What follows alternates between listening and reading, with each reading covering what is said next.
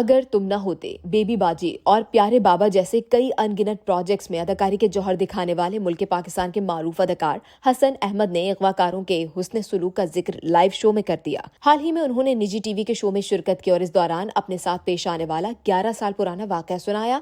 उनका कहना था कि अगवाकार किसी और को अगवा करना चाह रहे थे, लेकिन उन्होंने समझा कि इतनी मेहनत कर ली है तो मुझे अगवा कर लिया जाए। अगवाकारों ने तावान के लिए 10 करोड़ रुपए का मुतालबा किया।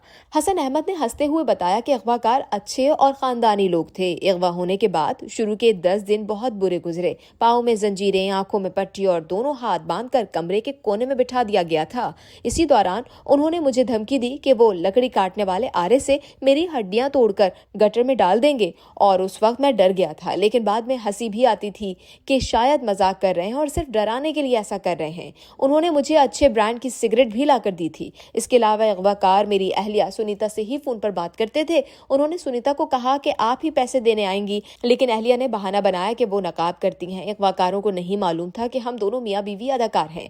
अब मेरे दोस्त दानिश ख्वाजा तावान देने के लिए अगवाकारों के मखसूस मुकाम पर जाने के लिए राजी हो गए। उसी दौरान एजेंसी के लोग भी सादा कपड़ों में मौजूद थे। जैसे ही दोस्त ने अगवाकारों के साथ तावान का तबादला किया तो वहां फायरिंग शुरू हो गई, और उसी दौरान एक लड़के को टांग पर गोली लगी और अगवा का मास्टरमाइंड फरार हो गया। यहाँ काबिल जिक्र बात यह भी है कि अगवाकार बाद में 10 लाख रुपए पर भी राजी हो गए थे, लेकिन फायरिंग शुरू होने के बाद वो ये रकम लेने में भी कामयाब ना हो सके।